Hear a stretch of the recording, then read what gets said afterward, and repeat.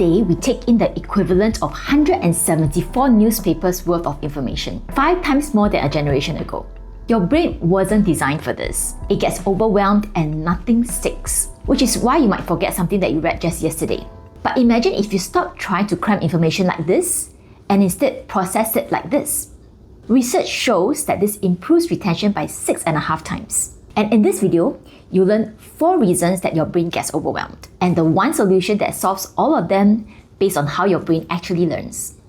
I stumbled upon this solution about 10 years ago. Back then, I was frustrated because I read a lot and I made tons of notes like these. But I could never remember the details or even find my notes when I needed them.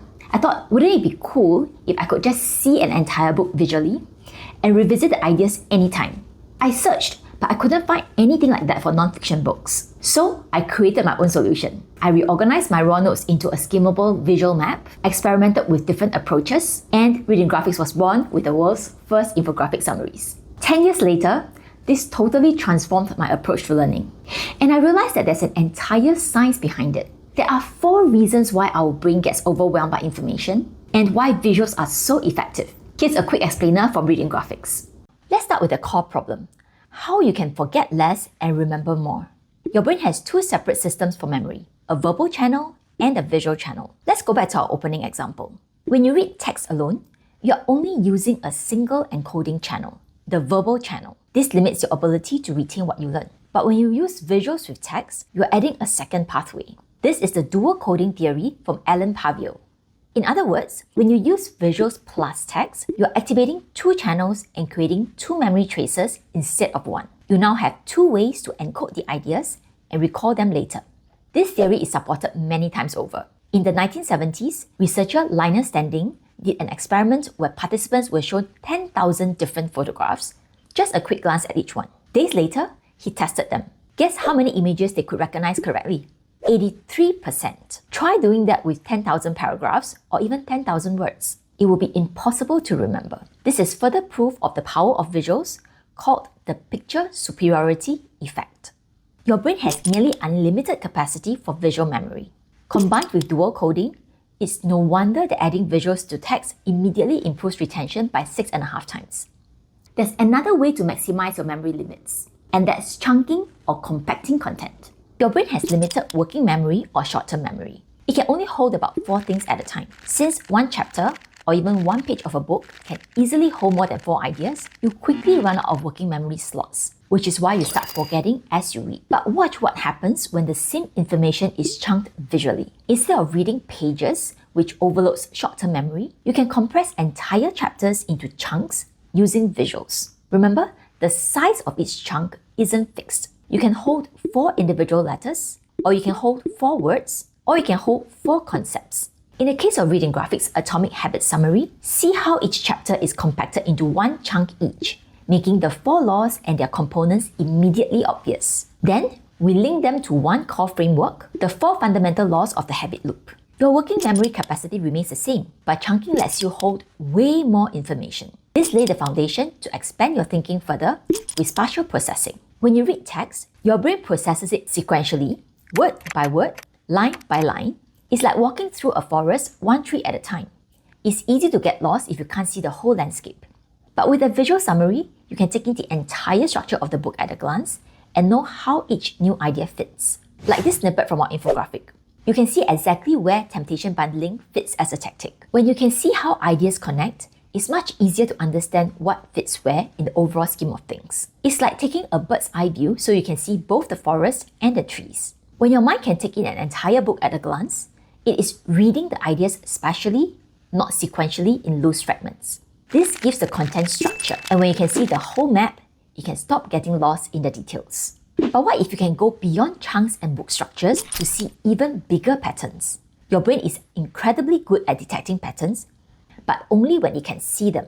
Taking the Atomic Habits example further, imagine that you have also read The Power of Habit by Charles Duhigg and Tiny Habits by B.J. Fogg. You know they are related, but where do they align? Where do they differ? Your brain struggles to hold 3 books worth of content in working memory, much less compare them properly. Now, watch what happens when you lay out the visual summaries side by side. Suddenly, patterns emerge. We see that the habit loop appears in 2 of the books, but with slight differences, while Tiny Habits uses a different framework altogether.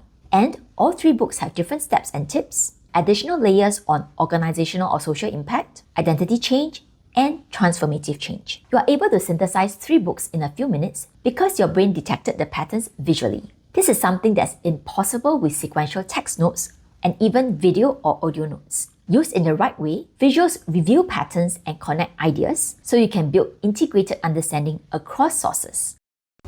To be honest, I didn't know any of these scientific foundations when I started reading graphics. I was going purely by gut instinct. But it turns out that all human brains work the same way. Your brain works the same way as mine, as with everybody else's. And as information overwhelm gets worse, we can all benefit from visual tools that help us to remember, compact, structure, and connect ideas better. But if visuals were so powerful, why don't more people use them? After interacting with thousands of users, I realized that there are several misconceptions that get in the way, and here are 2 of them.